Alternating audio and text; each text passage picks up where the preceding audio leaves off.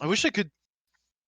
Let me explain something. This Google Drive that you're looking at right now is my school Google Drive, and my school's IT department is really stubborn and dumb because they won't turn on this little switch that would let me export all of this to my personal Google Drive. So instead, I had to manually download it all, and a lot of it downloaded as like PPTX.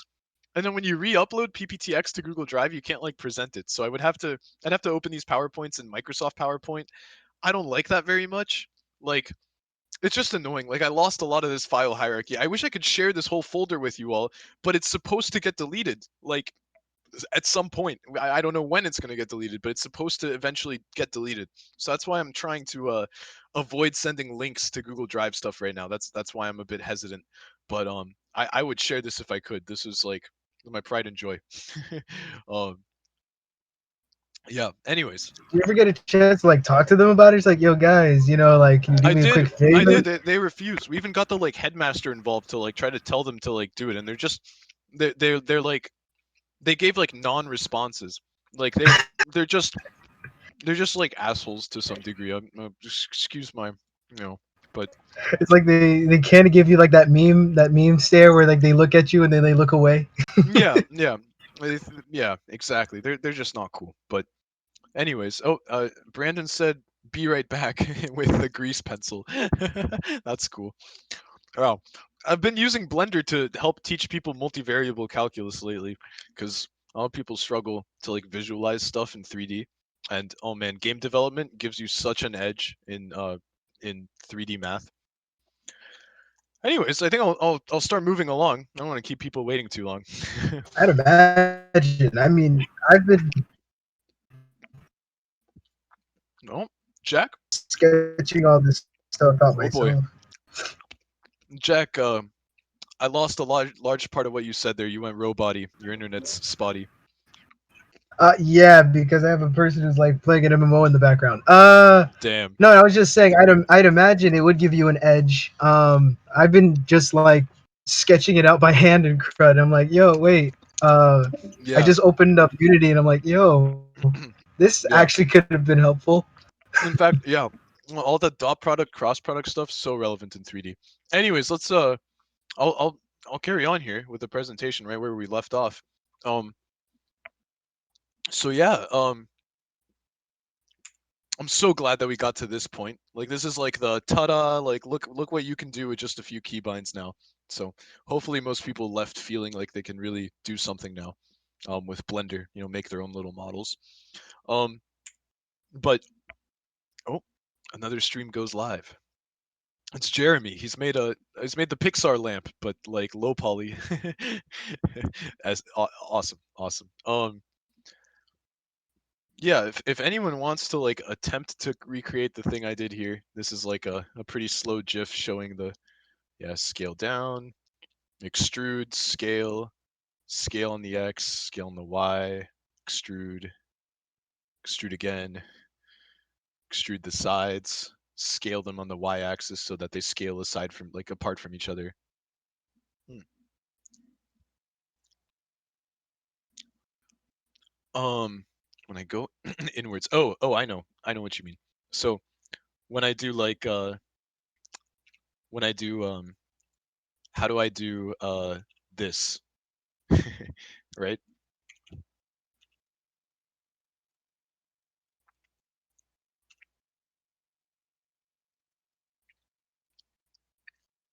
Oh, I literally all I do, okay, I got you. I press E. Extrude doesn't just mean move out, it also means move in. I haven't touched my keyboard. So I just moved it in and then I hit S to scale it in. Yep. No, you're good. You're good. um, and then I just extrude it again, scale. You can create some pretty cool patterns like this. Like you can then boom and then boom and then boom. You can do some interesting things. Maybe make it really look like a jet engine or something. I don't. It's not. Yeah, this right here. This is. If I see this strapped to my airplane, I'm not boarding that aircraft. But yeah. Um. Yup. Yup. Yup. Yup. So Loop cuts. Loop cuts. This is a pretty cool concept here. So loop cuts are control R. These are another like really fundamental one, but let's be real, extruding is by far like the most powerful thing you can do. Loop cuts. Uh, loop cuts are. I guess I'm jumping the gun by introducing loop cuts before talking about what a loop even is, but it's very difficult for me to explain what a loop is. So I'm going to. Oh, I'm tempted to like pull up a humanoid model, but like, um, oh man, let's see. I've got some pretty cool things in here. Let's see. Arma 3. Um, oh, Survival Island. That's a good one. Shipping container. Here we go. Here's a shipping container in Blender. This is a lot of extrusion work here, like all these little divots and stuff. Um, oh, but okay. There's a loop. Yeah, so this should give you some idea. When I hold down Alt and I select like a chunk of this, if I hold down Alt and I click on an edge, it selects that whole loop. I don't know how to tell you what a loop is. You're just gonna have to like look at this and kind of get an idea. Like it's like a it's like a path that you can trace that goes in like a circular pattern, I guess. If we open Suzanne, that's a good one. Let's open the monkey. The monkey has a bunch of edge loops on it. In fact, if I hold down Alt and I if I hold down Alt, I'm in face select. I'm in face select and I hold down Alt and click this edge. It selects that loop. And see how that's like a loop? If I select however, I was clicking this edge. If I click this edge, there's a loop. The loop ends at this like triangle because it like merges in. Um Loops are yeah, see like this loop is preserved throughout the monkey. That's because these eyeballs are actually not attached to the monkey's eyes, and they're actually clipping through parts of it as well. But see that's for some reason that's a loop. Um Probably if we look at it in wireframe mode, yeah, we can see why, because it goes behind there and it sort of loops around. I don't know how the algorithm works for these. Like I struggle to explain it, but loops. So what does a loop cut do? A loop cut um lets us make stuff like that shipping container. So I'm going to scale this up and I'm going to press Control R. When I press Control R, I get this yellow thing. I can scroll up now. And I can make all these little cuts in this, and I'm just going to click. And now I'm in slide mode. I can right click now to cancel the slide, and boom, I have done that to my cube.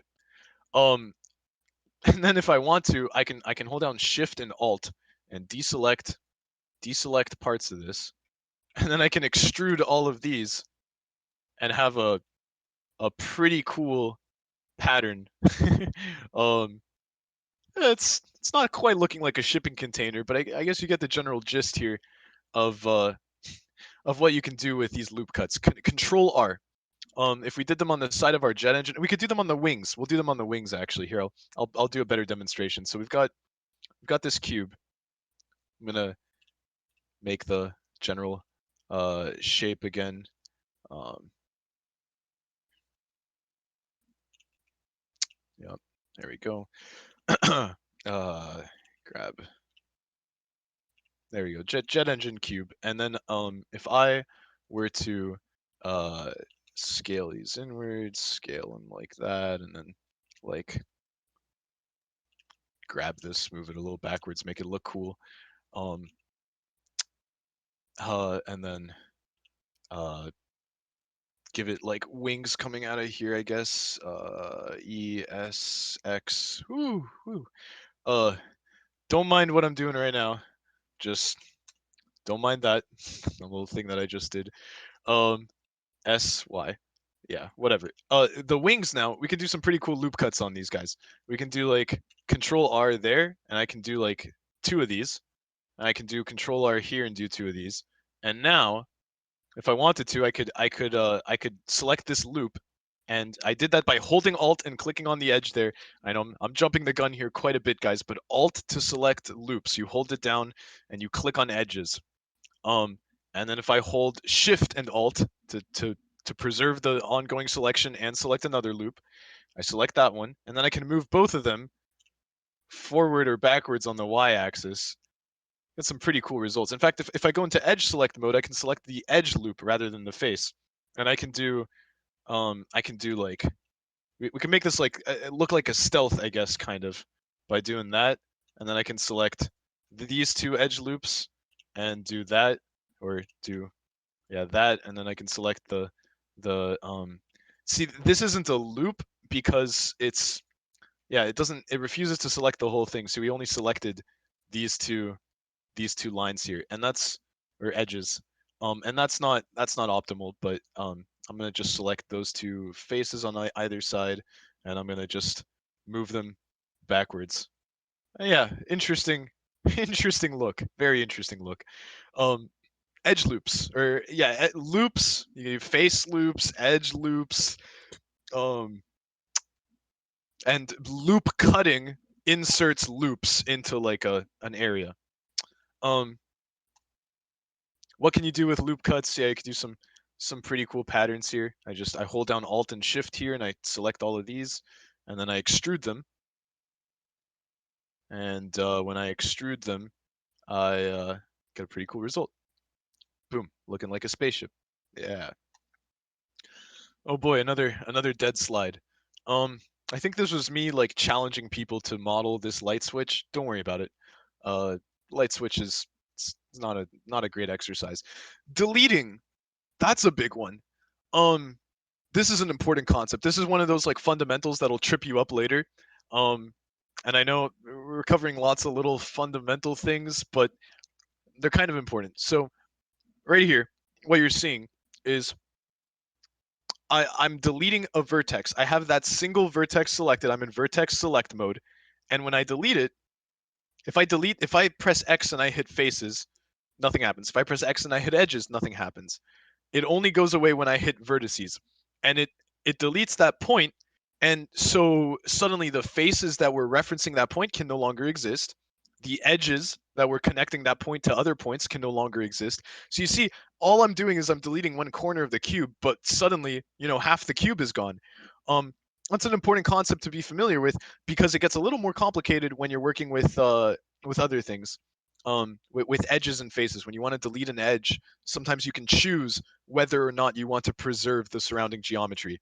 So for example, over here, what's going to happen when I delete these two vertices? You're going to end up with something that looks it's going to Yeah, look you like should an have like L. two. Yeah, you should have Yeah, like two faces perpendicular to each other. exactly. You're going to end up with that. If I delete this edge, however, how's it going to end up? Wouldn't It's it just look the same? Oh, okay. Nope, no, because yeah, that's the thing. When you delete edges with Blender, it deletes the edge, but not the terminal points, just the like faces referencing it. So it's like this is stuff that like if you make a mistake or something, like you have a Control Z button, you don't have a problem. But it's something that I found confused a lot of my students back in the day. So um uh yeah, just yeah, if you delete faces, it only deletes those faces, it doesn't delete whatever's connected to them. um if you delete However, if I have those same faces selected and I press X delete vertices, all that's left is that edge, and that creates a problem. Sometimes people will be like, oh yo, I deleted my cube, but really there's an edge floating there that they don't notice, and it's kind of it's like it's messy. It's a messy model. It's like, oh man, Oh, and that would be because there's only two vertices left. yep, exactly. You deleted all the yep. Is And that when you delete two faces in that way, you've deleted about like was one, it two, three, six different six? vertices, and you'd have two Exactly. remaining. Yeah, okay. Yep. Um, undoing. Oh yeah, this is this is me just. I made a mess here of just like repeating the same operation, which was just extrude and rotate like a million times on a sphere. For just and it created this abstract thing, and then I held down Control Z, and it only does up to like 20 something operations that you can undo. And you can change that in the settings. You can go to the Blender settings and say like, yo, allocate like a freaking gigabyte to my undo cache, so you can just store like 30 undo steps. but it'll only undo so far. Uh, Looks like a uh, Banksy. I'm honored. But oh yeah, and subdivision. Subdivision is like, yeah, loop cut's less popular cousin. Subdivision creates so many problems if you use it the wrong way. So how do you subdivide? Um you you right click when you have like a face selected or an edge. You can't really subdivide a point. You're not going to break that point into multiple points. There's no like space over which to perform that. But an edge, you can insert points along that edge, and now you have like two edges, and then you have like four edges, and then right, and a face you can subdivide. When you subdivide a face, it creates n-gons, and n-gons are whew, n-gons are your nightmare as a 3D modeler. I mean, they're easy to fix, but what an n-gon is it's a surface that has more than four sides, more than four edges, more than 4 points. And you never want those because the computer has a stroke trying to render them. It tries to triangulate them, but it doesn't know exactly how to triangulate. Like they just create problems. Um, so yeah, n-gons, but we'll get to that at another point. Probably not today. Um, oh, this is cool. Yeah, the expand selection tool. When you hold down Control and numpad plus or numpad minus, you can expand the selection. So you could be like, it's just another selection tool. It's not like here. Watch.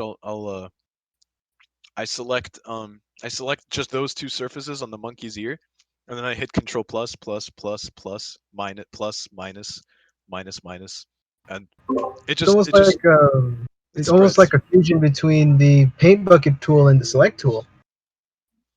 Yeah, yeah.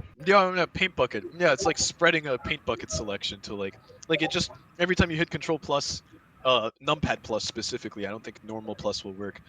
It'll expand. I don't know if there's a way to do this. There's definitely a way to do it. Uh, without a number pad, but it's not like you're gonna be using it that often, so don't worry about it. Um, yup. Okay. What did we just learn? Subdividing. You can't subdivide n-gons. Uh, I'll show you exactly what I mean by that in a second. Control Z. By default, you only have about 20 something, 30 something Control Z's. I don't remember the exact number, but I think it's a weird number. Um, Deleting edges won't delete the vertices, but selecting an edge and then hitting X and then hitting delete vertices will delete the vertices. There's a like you probably noticed when we're in object mode and I hit X, all I have is a delete button. But when I'm in edit mode, I have a big delete button. And it's like, okay, I can delete vertices, and then boom, I can delete edges, and then suddenly see it preserved. You can barely see them, but there they are. See those edges?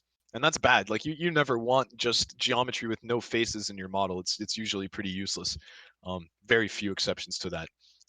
If I delete faces, it only deleted the faces. So pretty important stuff. Pretty important stuff. Um, Extruding is cool and easy. You can model things with it. If you right click to cancel, you're going to have problems because it preserves the geometry there, right? So if I press E over here and I right click, that geometry is still there. So now if I was to be like, yo, I want to move this wing backwards, watch what happens. Oh wait. Well, nothing looks bad, nothing looks broken, but then we go inside of our 3D model, go inside, and oh, huh. Wait a minute. Wait a second. Oh, there it is. Yeah, okay. So this face right here, see there's there's extra geometry there. You can't really see it, but it's there. If I was to like, I don't know, if I was to select like these two and I was like, yeah, I want to move them. Yeah, see? You have a problem. It doesn't look right. Yeah. So don't. Yeah. When you extrude, you want to hit Control Z. Never just right click to cancel. It doesn't make it go away. Um, What happened if you press escape? Same thing. Same thing. Escape and right click are yeah. So escape still there. Only once I hit Control Z there did it go away. Um, Yeah, Blender, there's a lot of keybinds to Blender, and it involves. Oh, someone got my attention. All right, I gotta head out real soon. Thanks for the presentation, Michael. Yeah, it's been a pleasure, Brandon. It was fun watching you play around. I'm glad. I'm I hope it was helpful. You're not gonna miss out much in the next like couple of minutes, but yeah, Godspeed. Um. So what else did we learn? We learned about, yeah, extruding, cancel, but then you don't undo, and then you scale. Yeah, so that's helpful. Like if you there's situations where you can just be like E, and then I can right click, and because I know that extra geometry is there, I can now scale, and then boom, I have that like inset. I can do stuff with that. And be like E, right click, geometry is still there, so I can just scale, and I can, I don't know, do something cool. This is so derpy, but yeah, whatever. um, uh, let's make it look a little cooler. Make the wings thin out. That's much better, much sharper looking. I could see a swarm of these attacking me in a video game, right? Like little kamikaze eagle drones. But I'm getting carried away. Loop cuts let you create horizontal cuts on chunks of your mesh. So yeah, what do we mean by that? If I go here and I do Control R here, I can insert these loop cuts, and they add a lot of extra geometry, which isn't necessarily a great thing. But I can now play with that geometry. I can do some cool things with it. Like I can be like extrude faces along normals, and I can, oh, that's pretty glitchy actually. It's kind of a cool look, I guess. I don't know. Let me turn on cavity and shadow. Yeah, it's got like a little trim on it, you know. So, um, yeah.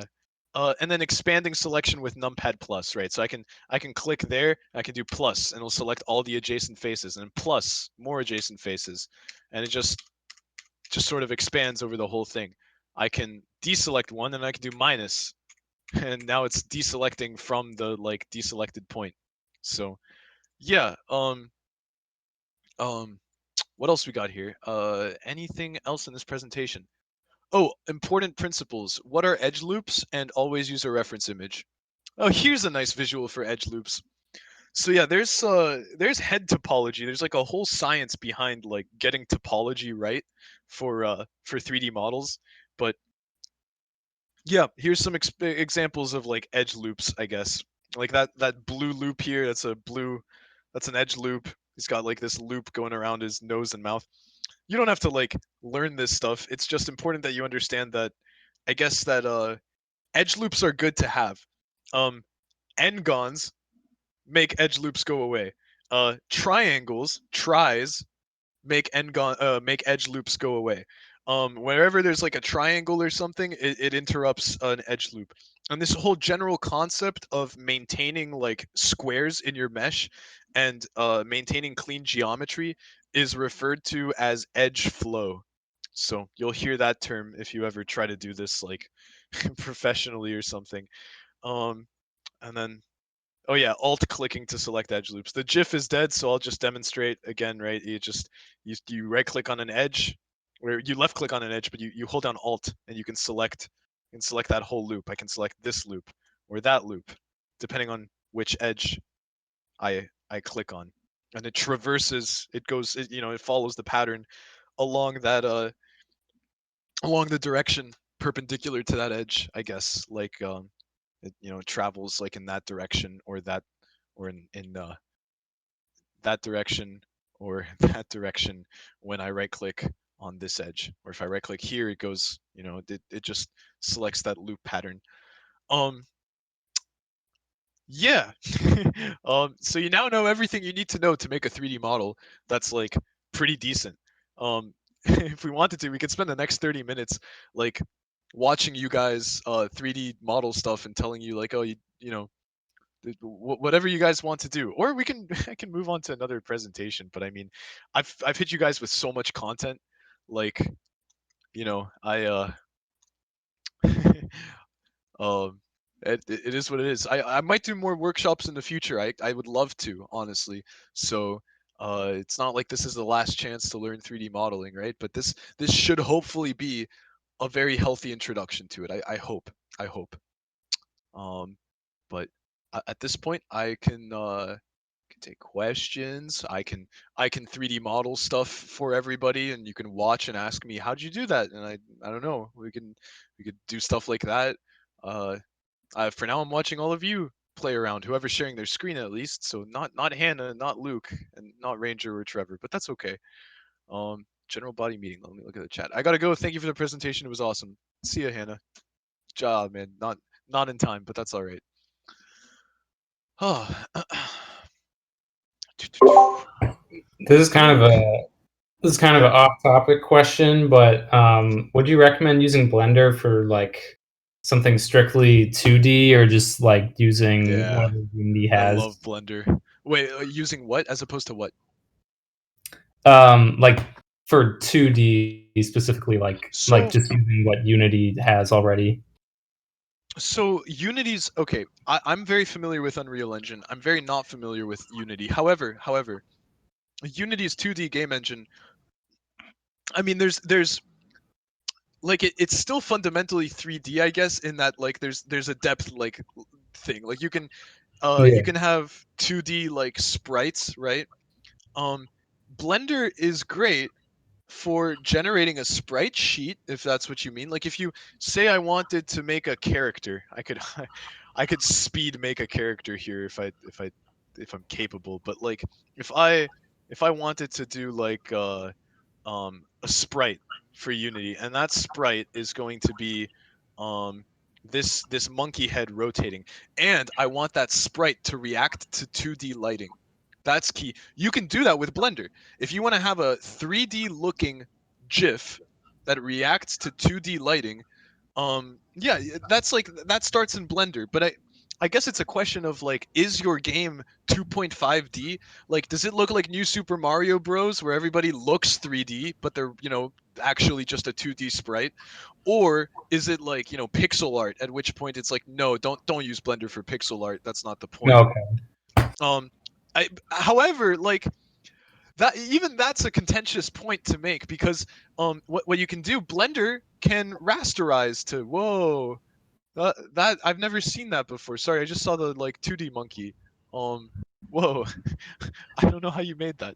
Sorry, I got carried away. Blender can rasterize to like a pixel art looking thing if you want. So say you have a character that you want to bring into a 2D game, and that character is going to be pixel art. You can still make that character fully in 3D, and then output his stuff in 2D. Blender's latest update, and I know very little about the 2D side of Blender, but Blender has been focusing very hard on 2D stuff lately. So they have like a built-in painting system. In fact, let me show you. Let me show you something.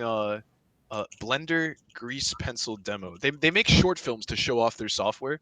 Because they're very well funded. They're non-profit, but they make, they're quite capable. So this right here is a short film made with Blender, completely with Blender. And look at this. This is all hand animated on 3D backgrounds that have been rasterized in such a way that they look kind of 2D. They've got like the, cell shading going on. But this is but it has a very hand drawn look to it. And these guys are hand Yeah. drawn. And but they are 3D models that exist like fully in 3D. They're like 2D hand drawings moving around in 3D space. Um and it's incredible what you can do with that. Well, this guy, I think there's like a jetpack scene. Oh no, they have smoke. Yeah, and they have like multiple Oddly levels enough, of. hearing you saying that, I'm sorry, oh, I'm not sure if you can hear me. I lost you there for a second. I think I did, but what's up? Yeah. Right. No, I said like oddly enough, as you were saying that, it that kind of reminds me of the kind of techniques that they were using in Into the Spider Verse back in 2018. Oh yeah, no doubt, no doubt. Into the Spider Verse, same kind of stuff. Yeah, Pixar's been doing stuff like this for a long time. It's just that not that Pixar made Into the Spider Verse, rather that like this kind of stuff isn't new. It's just that Blender, being this incredible free piece of software, no strings attached, non-profit organization, has these capabilities, and it's almost as capable, if not more capable in many ways, than the $3,000 a year 3ds Max, the $2,000 a year Maya, the $700 license ZBrush. Like, it's so powerful and yet free. And and they're living off of donations from like really big corporations that were like, oh my god, you've made an incredible piece of software, so we're going to switch all of our modelers over to it, and the money that we save, we're going to donate a big chunk of it. And it's like it's a beautiful thing. I love Blender. I love the organization. I love like it's just so cool. It's just so cool. It's a bunch of like Swedish programmers, pretty much. Like it's just top-notch mathematicians. Some of there's like 5 of them work on it full time, and then like another 30 of them like just volunteer a little bit and get a lot of money. They have their own building now because they got like $1 million deals from Epic Games, from Ubisoft, from all sorts of people. But yeah, so Blender, love this program. But I feel like a bunch of like super high quality random things just happen to be from Sweden. Like I just keep hearing Sweden being named for like I really think good I stuff. think they're Swedes. Yeah. Um, Blender Foundation. The Blender Foundation is an independent, but where are they headquarters? Amsterdam, Netherlands. So not quite, but yeah, yeah. Still pretty freaking cool. That's where that short film scene comes from. It's one of these bridges. Oh, I totally recognize that. Hold on, if it's this one or something. No, that's too big. It was in the thumbnail for one of their like earliest short films is yeah, here. It's here. It's wherever this is. Um I think yeah. it's in Amsterdam. Thank you. Somewhere in Amsterdam, right? Amsterdam. No, maps. I'm sure I'll find it if I yeah, it's in this area. Oh, it's probably I bet it's like this one right here. No. See that's too big. It's like this tiny little bridge over this like quaint small canal. Oh, all of these places have. Oh my God, Amsterdam just has a lot of waterways. I didn't even realize that. I thought those were roads. That's pretty cool. Um, general body meeting. Can I end the recording? Absolutely, Jeremy. I'm sorry. Yeah, by all means. At this point, yeah, it's casual. I mean, I can do more 3D modeling stuff, but yeah, but go ahead.